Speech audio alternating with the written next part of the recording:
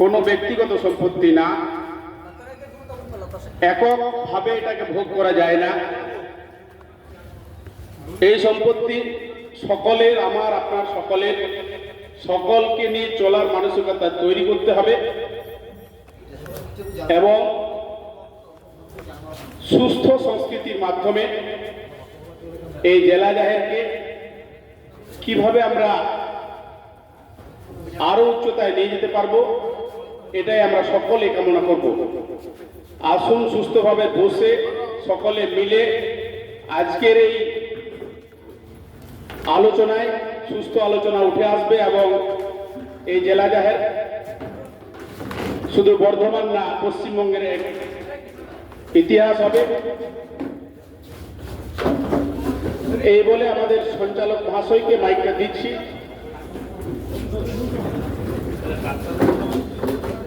প্রত্যেককে অনুরোধ করবো আপনারা অ্যাটেন্ডেন্স অবশ্যই দেবেন, পুরো ডিটেলস দেবেন, মোবাইল নাম্বার দেবেন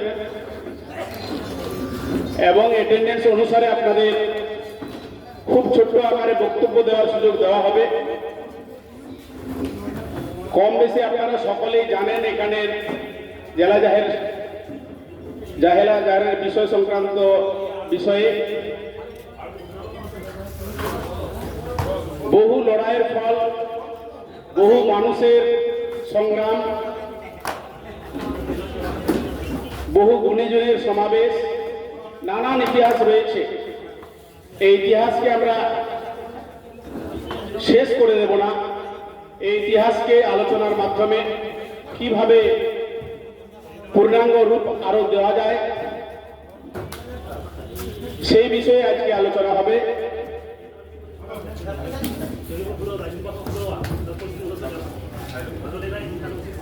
এই বলে আমি আপাতত আমার কথা শেষ করছি। আমাদের সঞ্চালক মহাশয়কে আমি মাইকটা দিচ্ছি।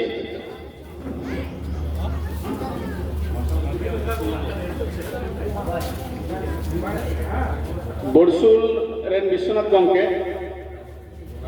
মানতান বড়সুল রেন বিশ্বনাথ গঙ্কে হিজুল রেন হরে